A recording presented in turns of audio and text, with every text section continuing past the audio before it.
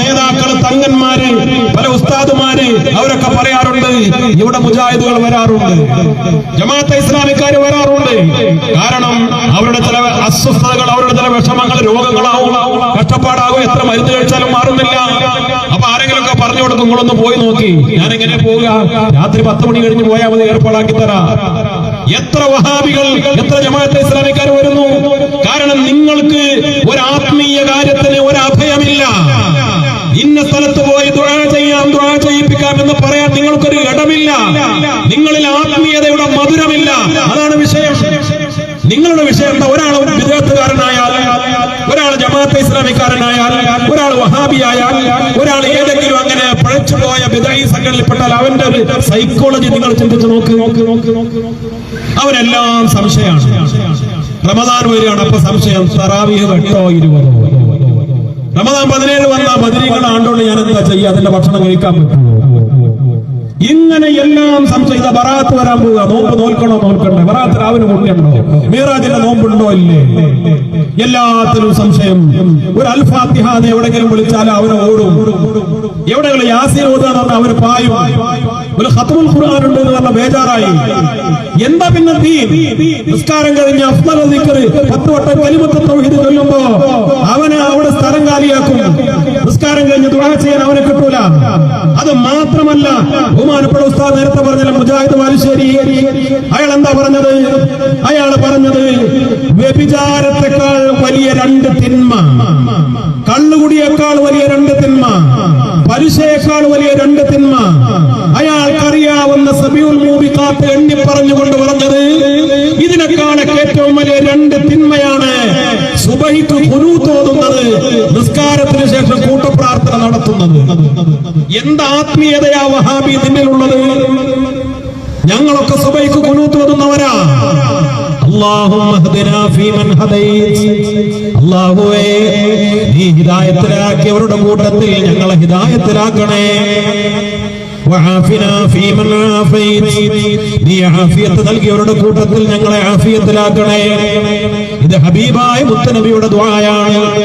ഇത് മഹാന്മാരായ സ്വഹാബത്ത് നിർവഹിച്ച ദുആയാണ്.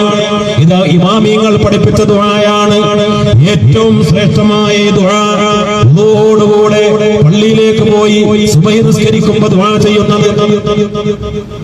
വ്യഭിചാരത്തെക്കാൾ വലിയ തിന്മയാണെന്ന് പറഞ്ഞാൽ, കള്ളുകുടിയേക്കാൾ വലിയ തെറ്റാണെന്ന് പറഞ്ഞാൽ നിങ്ങൾ മാറി ചിന്തിക്കണം. നിസ്കാരത്തിന് ശേഷം കൂട്ടപ്രാർത്ഥന നടത്തുന്നത്, ഖുർആനിൽ വന്ന ദുആകൾ, ഹദീസിൽ വന്ന ദുആകൾ, ഇതല്ലേ മഹാന്മാരായ ഉസ്താദുമാര് ദുആ ചെയ്യുമ്പോ നമ്മളൊക്കെ ആമീൻ പറയുന്നത്? ഇതിനെക്കുറിച്ച് നിങ്ങൾ അതിന്റെ ഗൗരവം എന്താ ചിന്തിക്കാത്തത്? വ്യഭിചാരത്തെക്കാളും കള്ളുകൂടിയേക്കാളും വലിയ തിന്മയാണ് നിസ്കാരത്തിന് ശേഷം ദുആ ചെയ്തത്. നിങ്ങൾക്ക് എന്താ ആത്മീയതയാണ്? ഖുനൂത്ത് ഓതുന്നതിനെ ഈ തരത്തിലൊക്കെ അവതരിപ്പിക്കും. നിങ്ങൾക്ക് എന്ത് ദീനാണ്? വഹാബികളെ, മൗദൂദികളെ, ഇങ്ങനെ വിദേഹത്തിന് അടിമപ്പെട്ടു പോയവരെ, നിങ്ങൾക്ക് നല്ല കാര്യങ്ങളോട് മുഴുവനും വെറുപ്പാണ്. നല്ലവരോടൊക്കെ ദേഷ്യമല്ലേ നിങ്ങൾക്ക്? ഉസ്താദുമാരെ കാണുമ്പോ ദേഷ്യം, തങ്ങന്മാരെ കാണുമ്പോ അതിനേക്കാൾ വലിയ ദേഷ്യം, വലിയ ഔലിയാക്കളെ കാണുമ്പോ വല്ലാത്ത പക. അതല്ല നിങ്ങളുടെ രീതി. മഹാന്മാരുടെ മക്ബറകൾ കാണുമ്പോ ഒരു തരം അസ്വസ്ഥത. ഇതൊരു പൈശാചികതയുടെ അടയാളമല്ലേ? നിങ്ങളത് ചിന്തിക്കാത്തത്? നിങ്ങൾ തിരിച്ചു വരണം, ഈ നന്മയിലേക്ക് തിരിച്ചു വരണം. നിങ്ങളുടെ വഴി അപകടമാണ്. അതോടൊപ്പം തന്നെ യുക്തിവാദത്തിലേക്ക് എന്തുകൊണ്ട് ആള് പോകുന്നത്? പല ആളുകളും മതനിരാസവും മതനിഷേധവും ഒക്കെ പറയുമ്പോ അതിന്റെ കോളാമ്പി ഏതെങ്കിലും ഒരു ഭാഗത്തേക്ക് മാത്രം തിരിച്ചു വെക്കും. ഒരു ഭാഗത്തേക്ക് മാത്രം മതനിഷേധത്തിന്റെ, മതനിരാസത്തിന്റെ കോളാമ്പി തിരിച്ചു വെക്കണ്ട. മതനിഷേധം, മതനിരാസം ഏറ്റവും കൂടുതൽ അപകടപ്പെടുത്തുന്നത് വഹാബിസത്തിലൂടെയും മൗദൂദിസത്തിലൂടെയും വിദേഹത്തിലൂടെയുമാണ്. എന്താ പറയാൻ കാരണം? ഇന്ന് നമ്മളൊക്കെ ഏറ്റവും കൂടുതൽ ഭയപ്പെടേണ്ട മതനിഷേധവും മതനിരാസവും യുക്തിവാദവും ഏതാ? ഇത് കുറെ എക്സ് മുസ്ലിങ്ങളുണ്ട്, കുറെ എസൻസിന്റെ ആളുകളുണ്ട്. ആരാ? രവി ചന്ദ്രൻ, രവി സാറ് എന്ന് അവരുടെ വലിയ ആചാരനായി പുകഴ്ത്തുന്ന ഒരാള്. അയാളുടെ മുരീദന്മാരായ ആരിഫ് ഹുസൈന്, അതേപോലെ ജബ്ബാർ മാഷ്, ജാമിദ ടീച്ചർ, നാസർ മാവൂരാന് തുടങ്ങിയ കുറെ സാധനങ്ങള് ഇവരെന്താ പറഞ്ഞത്? നമ്മൾ പറയണ്ട. ഈ ജബ്ബാർ പറഞ്ഞിട്ടില്ലേ, ജാമിദ ടീച്ചർ പറഞ്ഞിട്ടില്ലേ, ഞങ്ങൾ യുക്തിവാദികളാവാൻ കാരണം, ഞങ്ങൾ മതനിഷേധികളാവാൻ കാരണം, ഞങ്ങളെ ഖുർആനും ഹദീസും ദീനും പഠിപ്പിച്ചത് എടവണ്ണ ജാമിഅ നബവിയയിലെ പുരോഹിതന്മാരാണ്, സലഫി പണ്ഡിതന്മാരാണ്, വഹാബികളാണ്. ഞങ്ങൾക്ക് മതത്തിന്റെ ഉസൂല് പഠിപ്പിച്ചത് ബിദ്അത്തുകാരാണ്. ഈ ജാമിദ പറയുന്നുണ്ട് ഞങ്ങളെ സുന്നി ഉലമാക്കളാണ് മതം പഠിപ്പിച്ചിരുന്നെങ്കിൽ ഞങ്ങൾ ഒരിക്കലും യുക്തിവാദികളാകുമായിരുന്നില്ല. യുക്തിവാദത്തിലേക്കുള്ള റിക്രൂട്ട്മെന്റ് നടത്തുന്നത് ബിദ്അത്തുകാരാണ്. തീവ്രവാദത്തിലേക്ക് റിക്രൂട്ട്മെന്റ് നടത്തുന്നത് ബിദ്അത്തുകാരാണ്. ബിദ്അത്ത് ഏറ്റവും വലിയ അപകടമാണ്. മതപരിഷ്കരണവാദം, മതനവീകരണവാദം ഏത് നാടിനും ആപത്താണ്, ഏത് മതസമൂഹത്തിനും ആപത്താണ്. അതുകൊണ്ട് ഇവരെ നമ്മൾ കരുതിയിരിക്കണം. ഇപ്പൊ ഏറ്റവും ഒടുവിൽ നമ്മുടെ നാട്ടിലൊക്കെ ഒരു വിവാദമുണ്ടായി. എന്താ വിവാദം? ജമാഅത്തെ ഇസ്ലാമിയുടെ ബൈത്തു സക്കാത്ത് സമസ്ത ശക്തമായി എതിർക്കാൻ എന്താ കാരണം? കേവലം സംഘടിത സക്കാത്തിനോടുള്ള എതിർപ്പാണെന്ന് പത്രക്കാരും മറ്റൊക്കെ വിശദീകരിച്ചു. അങ്ങനെയല്ല. സംഘടിത സക്കാത്ത് അവിടെ നിൽക്കട്ടെ, അത് പല ചർച്ച വേറെ. അതിനേക്കാൾ ഉപരി ഞങ്ങൾ എതിർക്കാൻ കാരണം ജമാഅത്തെ ഇസ്ലാമിയുടെ ഫണ്ടിലേക്ക് സംഘടനാ പ്രവർത്തനത്തിന് ഈ സക്കാത്തിന്റെ മുതൽ ഉപയോഗപ്പെടുത്തുന്നു എന്നതാണ്. അതാണ് തെറ്റ്.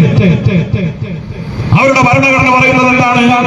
ജമാഅത്തെ ഇസ്ലാമിയുടെ വരുമാന മാർഗം മൂന്നെണ്ണാണ്. ഒന്ന് പുസ്തക വിൽപ്പന, മറ്റൊന്ന് സക്കാത്ത്, മറ്റൊന്ന് സംഭാവന. റുദാദ് ജമാഅത്തെ ഇസ്ലാമി എന്നുള്ള പ്രവർത്തന റിപ്പോർട്ടുണ്ട്, ഉറുദുവിലുള്ളത്. മലയാളത്തിൽ അതിന്റെ പരിഭാഷ IPH പുറത്തിറക്കിയിട്ടുണ്ട്. പറയുന്നത് എന്താ? 3 വരുമാന മാർഗം: സക്കാത്ത്, സംഭാവന, പുസ്തക വിൽപ്പന. സംഘടനാ പ്രവർത്തനത്തിന് സക്കാത്ത് ഉപയോഗിക്കാൻ പാടുണ്ടോ? SIO ഫണ്ടിന് SIO അവരുടെ വിദ്യാർത്ഥി സംഘടന, സോളിഡാരിറ്റി ഓഫ് യൂത്ത് മൂവ്മെന്റ് യുവജന സംഘടന. ജമാഅത്തെ ഇസ്ലാമി പറഞ്ഞിട്ടുണ്ട് സോളിഡാരിറ്റിയുടെ മതസംഘടനയല്ല എന്ന്. ഒരു മതസംഘടനയല്ല സോളിഡാരിറ്റി. പേരിൽ മതമില്ല. സോളിഡാരിറ്റി ഓഫ് യൂത്ത് മൂവ്മെന്റ് എന്താ പ്രവർത്തനം? രാഷ്ട്രീയം, പൊതുപ്രവർത്തനം. അതേപോലെ വെൽഫെയർ പാർട്ടി, അവരുടെ പത്രം, മാധ്യമം, അവരുടെ ചാനൽ, മീഡിയ ഉണ്ട്. ഇതിനൊക്കെ സക്കാത്ത് ഉപയോഗിച്ചിട്ടില്ലേ ജമാഅത്തെ ഇസ്ലാമിക്കാര്? നിഷേധിക്കാൻ കഴിയോ? അവര് തന്നെ തുറന്ന് സമ്മതിച്ചിട്ടുണ്ട്. സക്കാത്തിന്റെ അവകാശികൾ പരിശുദ്ധമായ ഖുർആൻ പറഞ്ഞത് 8 വിഭാഗങ്ങളാണ്. പാവപ്പെട്ട ആളുകൾ, ഫഖീർമാര്, മിസ്കീന്മാര്, കടം കൊണ്ട് വലഞ്ഞവര്, ഹലാലായ യാത്രക്കാര്, അങ്ങനെ തുടങ്ങി 8 വിഭാഗങ്ങൾ. എന്നിട്ട് ഇവർ എണ്ണം വഫീ സബീലില്ലാഹ്. അതിലാണ് മീഡിയ വൺ, അതിലാണ് പിന്നെ സോളിഡാരിറ്റി, അതിലാണ് ജമാഅത്തെ ഇസ്ലാമിയുടെ ശൂറ. ചോദിക്കട്ടെ, വഫീ സബീലില്ലാഹ് എന്ന് പറഞ്ഞാൽ ലോകത്തുള്ള സകല പ്രാമാണികമായ തഫ്സീറുകൾ പരിശോധിച്ചാൽ മനസ്സിലാക്കാൻ കഴിയും. ഒരു ഇസ്ലാമിക രാഷ്ട്രത്തിന് കീഴിലുള്ള സൈനികരാണത്, അവരാണ് വഫീ സബീലില്ലാഹ്. അതിനപ്പുറത്ത് ഒരാൾക്കും ആ ആയത്തിലെ വചനം കൊണ്ട് സക്കാത്തിന്റെ പണം ഉപയോഗിക്കാൻ കഴിയില്ല. വഫീ സബീലില്ലാഹ് ഒറ്റവാക്കിന് അർത്ഥം പറഞ്ഞിട്ട് കാര്യമില്ല. അള്ളാന്റെ മാർഗത്തിൽ നമ്മുടെ പള്ളി ഉണ്ടാക്കാൻ സക്കാത്തിന്റെ കൊണ്ട് ഉപയോഗിക്കാൻ പറ്റുമോ? അള്ളാന്റെ മാർഗത്തിലല്ലേ മദ്രസ നിർമ്മിക്കാൻ വേണ്ടി സക്കാത്തിന്റെ കൊണ്ട് ഉപയോഗിക്കാൻ പറ്റൂല. ഈ പ്രവർത്തനം ഇതൊരു സമ്മേളനമാണ് SKSF-ന്റെ. ഇനി സമസ്തയുടെ സമ്മേളനം വരാൻ പോകുന്നു. ഇതിനൊന്നും സക്കാത്തിന്റെ ഫണ്ട് പറ്റൂല. സക്കാത്തിന്റെ ഫണ്ട് പാവങ്ങൾക്കുള്ളതാണ്. അത് അവരുടെ അവകാശമാണ്. അത് 8 വിഭാഗം മനുഷ്യരാണ്, അല്ലാതെ സംഘടനയും കെട്ടിടങ്ങളും പ്രസ്ഥാനവും സ്ഥാപനവും ചാനലും പത്രവുമല്ല. ഇത് ഖുർആനിനെതിരാണ് ജമാഅത്തുകാരാ. ഇത് ഇസ്ലാമിനെതിരാണ്. നിങ്ങൾക്കൊരു പ്രമാണം കൊണ്ട് തെളിയിക്കാൻ കഴിയൂല. പിന്നെ നിങ്ങൾ ചെപ്പടി വിദ്യ കാണിക്കാണ് ആളുകളുടെ, മുതലാളിമാരുടെ ഫണ്ട് പിടുങ്ങാൻ വേണ്ടി. അതിന് ഞങ്ങൾ സമ്മതിക്കൂല. നിങ്ങൾ ബൈത്തുൽ മാലാണെങ്കിലും ബൈത്തുൽ സക്കാത്ത് ആണെങ്കിലും അതിനെതിരെ ശക്തമായി ഞങ്ങൾ പ്രബോധനം നടത്തിക്കൊണ്ടേയിരിക്കും. നിങ്ങൾ പാവപ്പെട്ട ഫക്കീറുമാരുടെ, മിസ്കിന്മാരുടെ അവരുടെ പിച്ചച്ചട്ടിയിലാണ് കൈയിട്ട് വാരുന്നത്. ഇത് കൊള്ളയാണ്, ഇത് മോശമാണ്, ഇത് പിടിച്ചു പറയാണ്. ഇത് ദീനീ ബോധമുള്ളവർക്ക് കയ്യും കെട്ടി നോക്കി നിൽക്കാൻ കഴിയൂല. എന്നിട്ട് ഞങ്ങൾ പിടികൂടിയപ്പോ ഇപ്പൊ ഈ ബൈത്തുൽ സക്കാത്തിന്റെ സംസ്ഥാന ചെയർമാൻ ഷെയ്ഖ് മുഹമ്മദ് കാരക്കുന്ന് വന്ന് പറയാണ്, സമസ്തക്കാര് പാണക്കാട്ടെ തങ്ങന്മാരെ ഞങ്ങൾക്ക് വിട്ടുതരണം. സമസ്തക്കാര് പാണക്കാട്ടെ തങ്ങന്മാര് നിങ്ങളുടെ മാത്രം നേതാവാകണോ അതോ ഞങ്ങൾ ഉൾപ്പെടെ എല്ലാരും കൂടി നേതാവാകണോ എന്ന് സമസ്തക്കാർ ആലോചിക്കണം. ഞങ്ങൾ അത് എന്നും ആലോചിച്ചിട്ടുണ്ട്. തങ്ങന്മാർ ഞങ്ങളുടെ നേതാക്കളാണ്, സുന്നികളുടെ നേതാക്കളാണ്. അവർ ഞങ്ങൾക്ക് മന്ത്രിച്ചു തരുന്നവരാണ്. അവർ ഞങ്ങൾക്ക് വെള്ളം മന്ത്രിച്ചു തരും, അവർ ഞങ്ങൾക്ക് ഉറുക്ക് തരും, അവർ ഞങ്ങൾക്ക് നൂല് മന്ത്രിച്ചു തരും, അവർ ഞങ്ങൾക്ക് വിജ്ഞാനം എഴുതി തരും, അവർ ഞങ്ങൾക്ക് മജ്‌ലിസ് നൂറ് തരും, അവർ ഞങ്ങളോട് മൗലിദ് ഓതാൻ പറയും. ഈ സുന്നത്ത് ജമാഅത്തിന്റെ ആചാരങ്ങൾ, അനുഷ്ഠാനങ്ങൾ ബഹുമാനപ്പെട്ട പാണക്കാട് സയ്യിദ് ഹുസൈൻ ആറ്റക്കോയ തങ്ങൾ മലബാർ വിപ്ലവം നടക്കുന്ന കാലഘട്ടത്തിൽ 1921 മുമ്പ് ബ്രിട്ടീഷുകാർക്കെതിരെയുള്ള പടയോട്ടത്തിൽ ബ്രിട്ടീഷുകാരന്റെ പീരങ്കികൾക്ക് മുന്നിൽ, ബ്രിട്ടീഷുകാരന്റെ പടത്തോക്കുകൾക്ക് മുന്നിൽ ഏറ്റവും വലിയ വജ്രായുധമായി, പ്രതിരോധ സംവിധാനമായി മലബാറിലെ മലപ്പുറത്തെ മാപ്പിള യുവാക്കൾ പറഞ്ഞു, ഞങ്ങളുടെ അരയിൽ കെട്ടിയ ഒരു ഉറുക്കുണ്ട്, അത് പാണക്കാട്ട് സയ്യിദ് ഹുസൈൻ ആറ്റക്കോയ തങ്ങൾ തന്നതാണ്. അന്ന് മുതൽ തുടങ്ങിയതാണ് ഈ തങ്ങന്മാർ ഞങ്ങളുടെ നേതാക്കളായത്. അവർ വരുമ്പോ ഞങ്ങൾ എഴുന്നേറ്റ് നിൽക്കും, തക്ബീർ ചൊല്ലും, അവരുടെ കൈപിടിച്ചു മുത്തും ജമാഅത്തെ ഇസ്ലാമിക്കാരാ. നിങ്ങൾ ഇന്നേ വരെ ഏതെങ്കിലും ഒരു പാണക്കാട്ട് തങ്ങളെ നിങ്ങൾ കൈപിടിച്ച് മുത്തിയിട്ടുണ്ടോ? നിങ്ങൾ അവരെ കൊണ്ട് ദുആ ചെയ്യിപ്പിച്ചിട്ടുണ്ടോ? നിങ്ങളുടെ എന്തെങ്കിലും ഒരു ആവശ്യം പറഞ്ഞ് നിങ്ങൾ പാണക്കാട്ടേക്ക് പോയിട്ടുണ്ടോ? നിങ്ങൾ പോയി എന്തിന്? ബൈത്തുൽ സക്കാത്തിന് ഫണ്ട് ഉണ്ടാക്കാൻ, ഈ ഉമ്മത്തിനെ ചതിയിലകപ്പെടുത്താൻ. അത് ഞങ്ങൾ സമ്മതിക്കൂല. ഈ ഉമ്മത്തിനെ ചതിയിലകപ്പെടുത്താൻ ഞങ്ങൾ സമ്മതിക്കൂല. അത് ഞങ്ങൾ തുറന്നു പറയും. ഇവിടെ പാണക്കാട് സാദാത്തുക്കൾ ഞങ്ങളുടെ നേതാക്കളായി ഞങ്ങളുടെ മുന്നിലുണ്ടാകും, ഞങ്ങൾ അവരുടെ പിന്നിലുണ്ടാകും. അത് പാണക്കാട്ട് തങ്ങന്മാരെ ജമാഅത്തെ ഇസ്ലാമിക്കാരൻ തട്ടിക്കൊണ്ടുപോകാമെന്ന് സ്വപ്നം കാണണ്ട, വഹാബികൾ തട്ടിക്കൊണ്ടുപോകാമെന്ന് സ്വപ്നം കാണണ്ട. അവരെ അഹ്ലുസുന്നത്ത് വൽ ജമാഅത്തിന്റെ മാർഗത്തിൽ നിന്ന് നിങ്ങൾക്ക് ഓശാന പാടുന്നവരായി അവരെ വിട്ടുതരാൻ ഞങ്ങൾ ഒരിക്കലും തയ്യാറല്ല. അത് നിങ്ങൾ മനസ്സിലാക്കണം. പാണക്കാട്ട് സാദാത്തുക്കൾ 100% സുന്നികളായി ഈ സുന്നി ആചാരങ്ങൾ, അനുഷ്ഠാനങ്ങൾ സംരക്ഷിച്ചുകൊണ്ട് സമസ്തയുടെ കൂടെ തന്നെ മുന്നോട്ട് പോകും. അഭിപ്രായ വ്യത്യാസങ്ങളൊന്നുമില്ല. അതൊക്കെ നിങ്ങളുടെ കെട്ടുകഥകളാണ്. അതിനൊരു കാരണമുണ്ട്, നിങ്ങൾ എപ്പോഴും ചിന്തിച്ചാൽ മതി. ആദ്യം മീഡിയ ഔട്ടിലാണ് വാർത്ത വരിക. എന്താ വാർത്ത? സമസ്തയിലെ ലീഗ് ആനുകൂലികൾ ലീഗ് വിരുദ്ധർ. അവരാണ് രണ്ടായി ടീം തിരിച്ചിട്ടുള്ളത്. എന്നിട്ട് അവരെങ്ങനെ കുരങ്ങ് കളിപ്പിക്കുക. ഇതാ വരുന്നു ലീഗ് വിരുദ്ധര്, അതാ പോണു ലീഗ് അനുകൂലികൾ. ലീഗ് അനുകൂലികൾ അങ്ങനെ പറഞ്ഞു, ലീഗ് വിരുദ്ധർ ഇങ്ങനെ പറഞ്ഞു. എന്താ ഈ നരേഷൻ? ഇത് നിങ്ങളല്ലേ കൊണ്ടുവന്നത്? ഈ ജമാഅത്തെ ഇസ്ലാമിക്കാരന്റെ കുതന്ത്രമല്ലേ? ആ കുതന്ത്രത്തെ പൊളിച്ചടുക്കിക്കൊണ്ടാണ് SKSF-ന്റെ ആദർശ സമ്മേളനം ആയിരക്കണക്കിന് വേദികളിൽ മുന്നോട്ട് പോയിക്കൊണ്ടിരിക്കുന്നത്. ആദർശം അമാനത്താണ് എന്ന പ്രമേയം ഉയർത്തിപ്പിടിച്ച് SKSF-ന്റെ സംസ്ഥാന കമ്മിറ്റി തുടങ്ങിയ ഈ ക്യാമ്പയിൻ 2.5 മാസം പിന്നിട്ടു. ഈ 2.5 മാസം പിന്നിടുന്നു. ഇതിനിടയിൽ ഏതെങ്കിലും ഒരു സ്ഥലത്ത് SKSF-ന്റെ ആദർശ സമ്മേളനത്തിൽ മുസ്ലിം ലീഗിനെതിരായി ഒരക്ഷരം പറഞ്ഞിട്ടുണ്ടോ? പാണക്കാട്ട് തങ്ങന്മാർക്ക് എതിരായി ഒരക്ഷരം പറഞ്ഞിട്ടുണ്ടോ? മുസ്ലിം ലീഗിനെയോ പാണക്കാട്ട് തങ്ങന്മാരെയോ അല്ലെങ്കിൽ ഈ സമുദായ ഐക്യത്തിന് വിരുദ്ധമായി ഒരക്ഷരം ഒരു പ്രഭാഷകനും SKSF-ന്റെ ആദർശ വേദിയിൽ പറഞ്ഞു എന്ന് തെളിയിക്കാൻ നിങ്ങളെ കൊണ്ട്, ഒരാളെ കൊണ്ട് സാധ്യമല്ല. പിന്നെ ചില കാര്യങ്ങളൊക്കെ ദുർവ്യാഖ്യാനം ചെയ്ത്, അതും ആദർശവേദിയിൽ SKSF-ന്റെ ആദർശ സമ്മേളനത്തിൽ നടന്ന കാര്യങ്ങളല്ല, അതിനു മുമ്പുണ്ടായ ചില കാര്യങ്ങളെ സന്ദർഭത്തിൽ നിന്ന് അടർത്തിയെടുത്ത് ഇവരിങ്ങനെ തമ്മിൽ തല്ലിപ്പിക്കാൻ വേണ്ടി പാണക്കാട്ട് തങ്ങന്മാർക്ക് എതിരാണ്, ലീഗിനെതിരാണ് എന്ന് പറഞ്ഞ് ഈ സമുദായത്തെ പറ്റിച്ചു. ഇതിനൊരു അടിസ്ഥാനപരമായ കാരണമുണ്ട്. ബഹുമാനപ്പെട്ട ഉസ്താദ് അബ്ദുൽ ഹമീദ് ഫൈലി അമ്പലക്കട, അല്ലാഹു ദീർഘായുസ്സ് നൽകട്ടെ, ആ മനുഷ്യനോട് ഇവർക്ക് എന്തിനാ ഇത്ര വലിയ പക? ആരാണ് കമ്മ്യൂണിസ്റ്റ് ചാപ്പ കുത്തിയിട്ട് ഈ വിദേഹത്തുകാരെ എന്നോ തുടങ്ങിയത്? വഹാബികളും മൗദൂദികളും. ഇപ്പോൾ അവസാനം ചില കുട്ടികൾ അത് ഏറ്റെടുത്തു എന്ന് മാത്രമാണ്. സത്യത്തെ എന്താ കാരണം? ബഹുമാനപ്പെട്ട അബ്ദുൽ ഹമീദ് ഫൈലി അമ്പലക്കടവ് പല ഘട്ടങ്ങളിലും ഉറച്ച നിലപാട് സ്വീകരിക്കും. ചില മുസ്ലിം യുവജന പ്രസ്ഥാനങ്ങളും ചില മുസ്ലിം വിദ്യാർത്ഥി സംഘടനകളൊക്കെ സമ്മേളനം നടത്തിയപ്പോ സമ്മേളന നഗരിയിൽ ജുമുഅ നടത്തി. ഹമീദ് ഫൈലി ശക്തമായി പറഞ്ഞു, അത് സുന്നത്ത് ജമാഅത്തിന് എതിരാണ്, അത് ദീനിനെതിരെ, ദീനിൽ പ്രമാണമില്ല, സമ്മേളന നഗരിയിൽ ജുമുഅ നടത്താൻ പറ്റില്ല. അത് ദീൻ കൊണ്ട്, ഖുർആൻ കൊണ്ട്, ഹദീസ് കൊണ്ട്, ഫിഖ് കൊണ്ട് തെളിയിക്കാൻ കഴിയും. ജുമുഅ നടത്താനുള്ള മാനദണ്ഡങ്ങളുണ്ട്. എവിടെങ്കിലും പോയി സമ്മേളനം നടത്തുക, എന്നിട്ട് അവിടെ ജുമുഅ നടത്തുക. ഇപ്പൊ നമുക്കറിയാം, ഉംറയ്ക്കും ഹജ്ജിനൊക്കെ പോയ ആളുകള് അറഫയിലും മിനയിലൊക്കെ പോകാറുണ്ട്. ഹജ്ജിന്റെ സമയത്താണ് അവിടുത്തെ അമലുകളുള്ളത്. ഉംറക്ക് പോകുമ്പോ അറഫയിലും മിനയിലും ഒന്നുമില്ല. അറഫയിൽ ലക്ഷക്കണക്കിന് ആളുകളെ ഉൾക്കൊള്ളുന്ന നെമിറ പള്ളിയുണ്ട്, മിനായിൽ മസ്ജിദുൽ ഖൈഫ് ഉണ്ട്, മുസ്ദലിഫയിലെ പള്ളിയുണ്ട്. ഈ പള്ളിയിലൊന്നും ജുമുഅയും ജമാഅത്തും നടത്തുന്നില്ല. എന്റെ കാരണം അവിടെ സ്ഥലല്ലേ, അവിടെ പോയിട്ട് ആളുകൾക്ക് ഇന്ന വെള്ളിയാഴ്ച അവിടെ ആളുകൾ പോകാറില്ലേ. ജുമുഅ നടത്താനും ജമാഅത്ത് നടത്താനൊക്കെ ചില മാനദണ്ഡങ്ങളുണ്ട്. 4 ആൾ കൂടി എടുത്തൊക്കെ ജുമുഅ നടത്താനല്ല. ഞാനത് വിശദീകരിക്കാനില്ല. അമീദ് ഫൈദി അതിനെ എതിർത്തു. അപ്പോ ഈ യുവജന പ്രസ്ഥാനങ്ങളിലും വിദ്യാർത്ഥി സംഘടനകളിലൊക്കെ കയറിക്കൂടിയ വഹാബികളായ ആളുകൾക്ക് അത് പറ്റൂല. അപ്പൊ അവര് അമീദ് ഫൈദിനെ ചോദ്യം ചെയ്യും.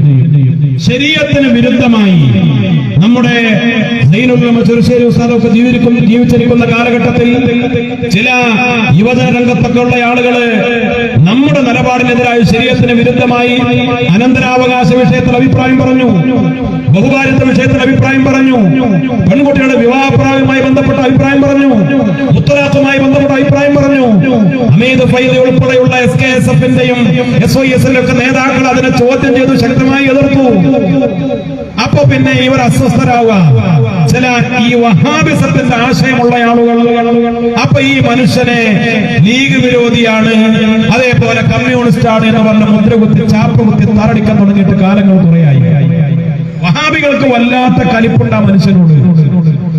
ഞാൻ ഇന്നലെ ഒരു പ്രഭാഷണം കേട്ടു യൂട്യൂബിൽ. വിസ്ഡം ഗ്ലോബൽ ഓർഗനൈസേഷൻ മുജാഹിദ് വിഭാഗത്തിലെ ഒരു ടീമാണ്. കുറെ ഗ്രൂപ്പുണ്ട് മുജാഹിദ്. അതിൽ ഫൈസൽ മൗലവി, അബ്ദുൽ മാലിക് സലഫി, അബ്ദുൽ ലത്തീഫ് മദനി ഒക്കെ ഉൾക്കൊള്ളുന്ന ഗ്രൂപ്പാണ് വിസ്ഡം ഗ്രൂപ്പ്. ഇപ്പൊ പലരും എവിടെയെന്ന് നമുക്ക് തന്നെ അറിയില്ല. ഓരോ മൗലവിമാര് ഏത് ഗ്രൂപ്പിലാന്ന് നമുക്ക് പെട്ടെന്ന് മനസ്സിലാവില്ല. അത്ര വലിയ ഗ്രൂപ്പ്സ് അല്ലേ. ഈ പുളിക്കൽ വെച്ച് മുജാഹിദ് വിഭാഗത്തിന്റെ വിസ്ഡം ഗ്രൂപ്പിന്റെ ഒരു സമ്മേളനം നടന്നപ്പോ വിസ്ഡം ഗ്രൂപ്പിന്റെ സംസ്ഥാന പ്രസിഡന്റ് അവിടെ ഒരു പ്രസംഗം നടത്തി. ഇപ്പൊ അടുത്ത ദിവസം ആളതിൽ പറയുന്നുണ്ട് 2002 മുതലാണ് പ്രശ്നങ്ങൾ തുടങ്ങിയത്. പിന്നെ അതിന്റെ ഓരോ കാര്യങ്ങൾ പറഞ്ഞു വരുന്നുണ്ട്. വിസ്ഡം ഗ്രൂപ്പ് ഉണ്ടാവാനുണ്ടായ സാഹചര്യം, ജിന്ന് സിഹർ വാദം അവരിൽ തുടങ്ങിയത്.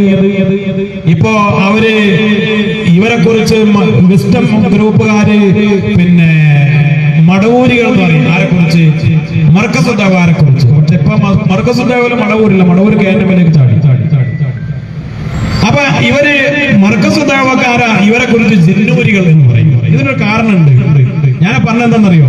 ഈ കാരണത്തെ കുറിച്ച് അബ്ദുൽ ലത്തീഫ് മദനി അവരുടെ സംസ്ഥാന പ്രസിഡന്റ് പറയാം.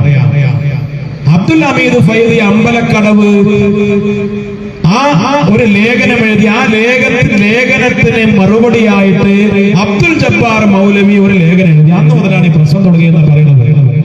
ഞാനത് കേട്ടിട്ടുണ്ട്, പക്ഷേ ഒരു മുജാഹിദുകാരന്റെ നാവ് കൊണ്ട് ആദ്യമായിട്ട് കേൾക്കുകയാണ്. ഇവരെ കെട്ടുപൊട്ടിച്ചത് സുന്നത്ത് ജമാഅത്തിന്റെ ഈ തേരാളിയായ ഞങ്ങളുടെ നേതാവ് ബഹുമാനപ്പെട്ട അബ്ദുൽ ഹമീദ് ഫൈദി അമ്പലക്കടവാണ്. അല്ലാഹു ദീർഘായുസ്സ് പ്രദാനം ചെയ്യട്ടെ. ഇന്ന് വഹാബികൾ നെട്ടോട്ടം ഓടുകയാണ്. വഹാബികളെ ഇങ്ങനെ തുണ്ടമായി മുറിച്ച് കെട്ടിയിട്ട് ഒന്ന് വിസ്ഡം ഗ്രൂപ്പ്, മറ്റൊന്ന് മർക്കസുദ്ദാവ, ഇപ്പുറത്ത് KNM, പിന്നെ വേറെ കുറെ ദമ്മാദിലേക്ക് അയച്ച ആളുകള്. ഇങ്ങനെ പലതരത്തിൽ ഇവരെ കെട്ടിമുറിച്ച് വെട്ടിമുറിച്ച് തുണ്ടമാക്കിയത് അബ്ദുൽ ഹമീദ് ഫൈദി അമ്പലക്കടവ് എന്ന സമസ്ത കേരള ജംഇയ്യത്തുൽ ഉലമയുടെ യുവജന പോരാളി SYS-ന്റെ സംസ്ഥാന വർഗീയ സെക്രട്ടറിയുടെ ഒരു ചോദ്യമാണ്. നിങ്ങൾ ഇത്രയും കാലം തൗഹീദ് പറഞ്ഞത്, ഇബാദത്തിനെ കുറിച്ച് പറഞ്ഞത്, ദുആയെ കുറിച്ച് അർത്ഥം പറഞ്ഞത്, അത് നിങ്ങൾ ഉപയോഗിച്ചൊരു പദപ്രയോഗമുണ്ട്.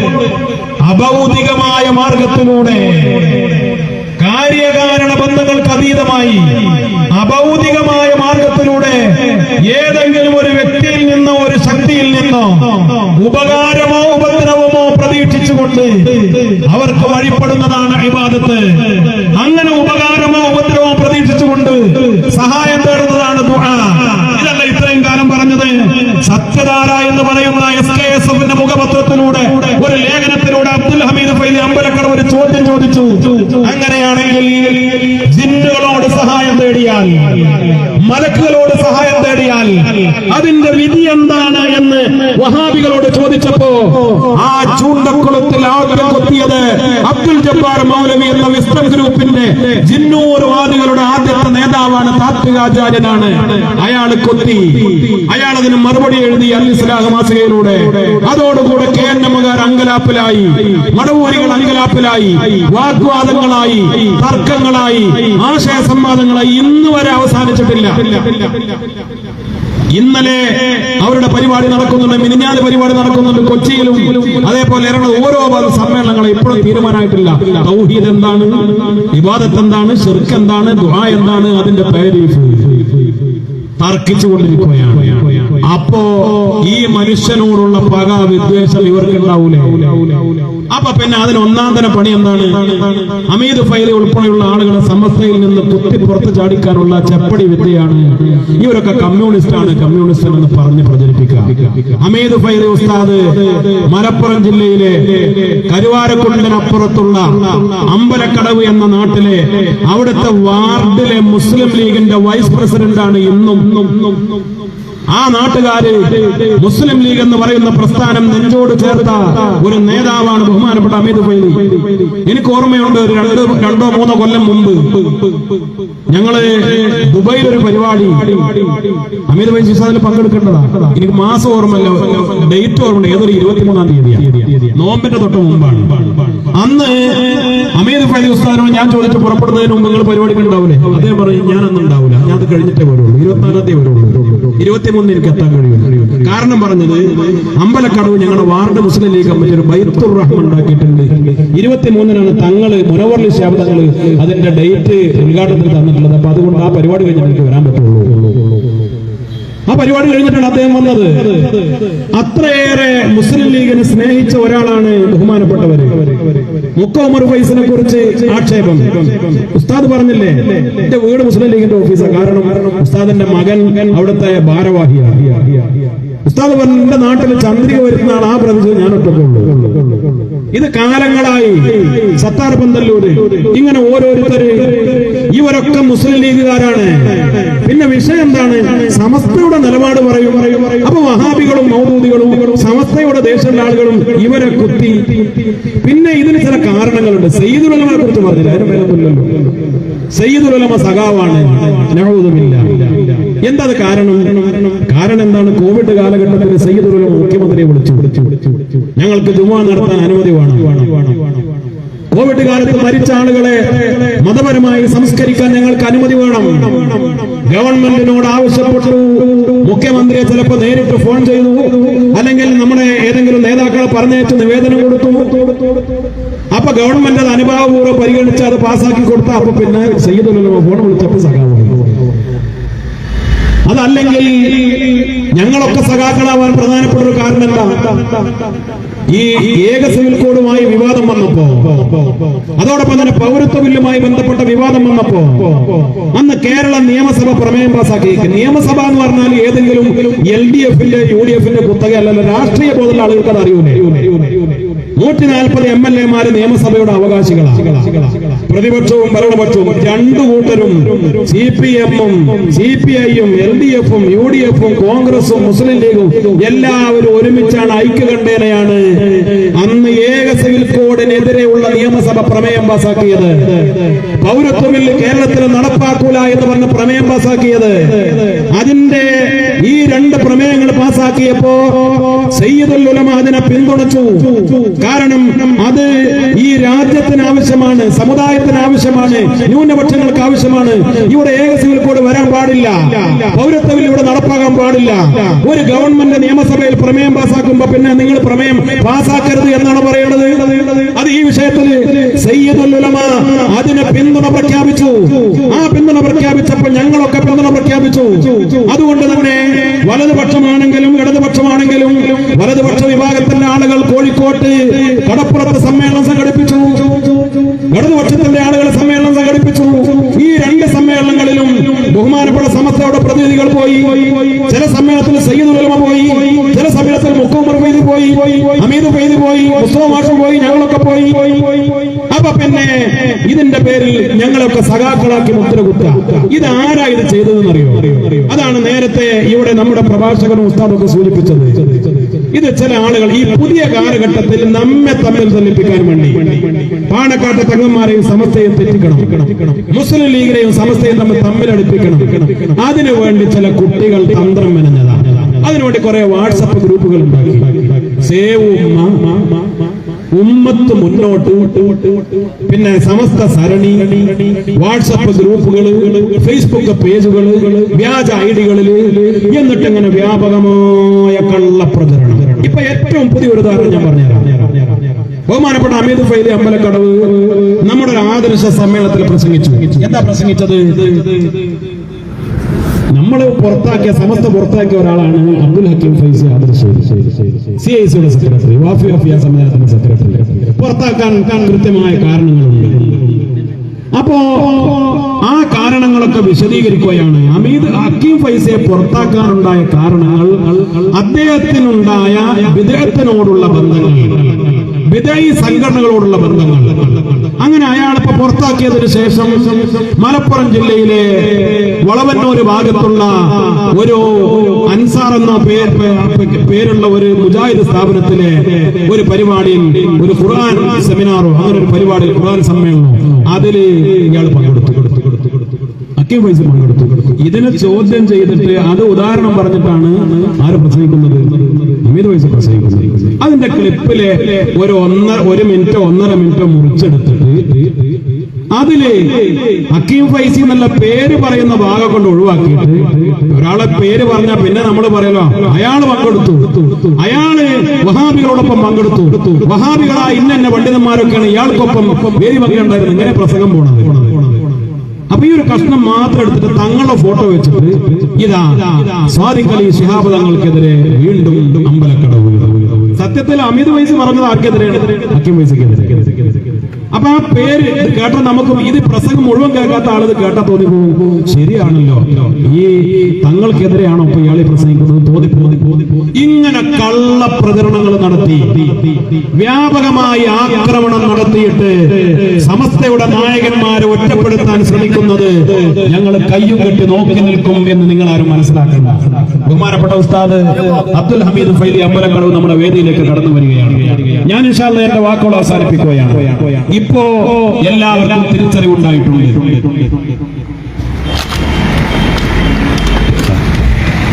ഇപ്പൊ എല്ലാവർക്കും തിരിച്ചറിവുണ്ടായിട്ടുണ്ട്.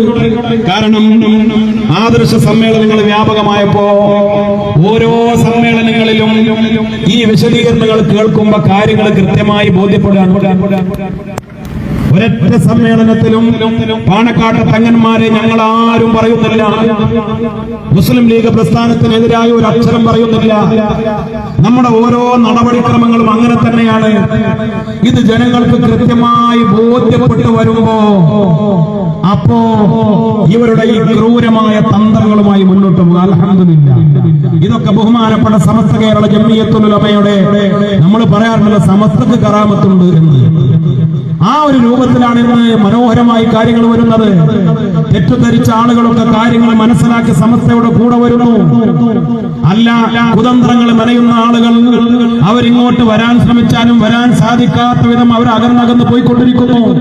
കുതന്ത്രങ്ങൾ എപ്പോഴും പരാജയപ്പെടും. ഇഖ്ലാസോടുകൂടെ പ്രവർത്തിക്കുന്നവർക്ക് വിജയമുണ്ടാകും, റബ്ബിന്റെ കാവലുണ്ടാകും. ശംസുൽ ഉലമ പറഞ്ഞത് ഇലാഹിയായ തൗഫീഖുള്ള പ്രസ്ഥാനമാണിത്.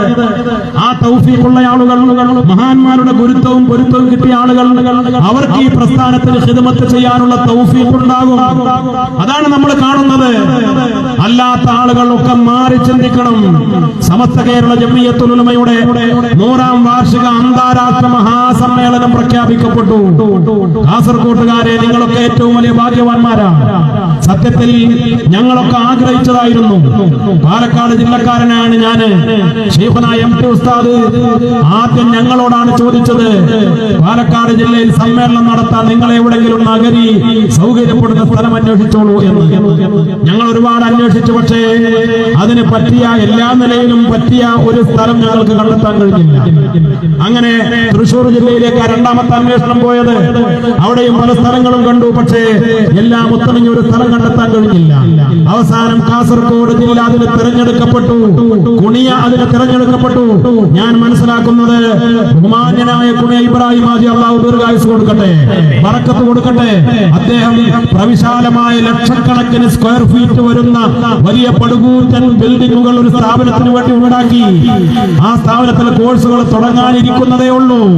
അതിനു മുമ്പ് കെട്ടിടത്തിന്റെ പണിയൊക്കെ കഴിപ്പിച്ചു വെച്ച് നമ്മളൊരു വലിയ സംരംഭം തുടങ്ങുമ്പോ അതിന്റെ ഒരു ഉദ്ഘാടനം ഉസ്താദുമാരെ കൊണ്ടൊക്കെ ദുആ ചെയ്യിപ്പിച്ച് തുടങ്ങുന്നത് പോലെ ആ മഹാന്റെ ബാബന്റെ ആ സ്ഥാപനം, ആ ഏക്കർ കണക്കിന് ഭൂമി, അത് ലക്ഷക്കണക്കിന് മഹാന്മാരായ തങ്ങന്മാരും മൗലിയാക്കളും ഉലമാക്കളും മുത്താലിമീങ്ങളും ചേർന്ന് ദുആ ചെയ്തു കൊടുത്ത് ലോകത്തറിയപ്പെട്ട ഒരു വിദ്യാഭ്യാസ വിപ്ലവത്തിന്റെ കേന്ദ്രമായി മാറാൻ പോകുന്ന പടച്ചറപ്പ് അദ്ദേഹത്തിന് തൗഫീഖ് നൽകി കാത്തുവെച്ചതാണ്.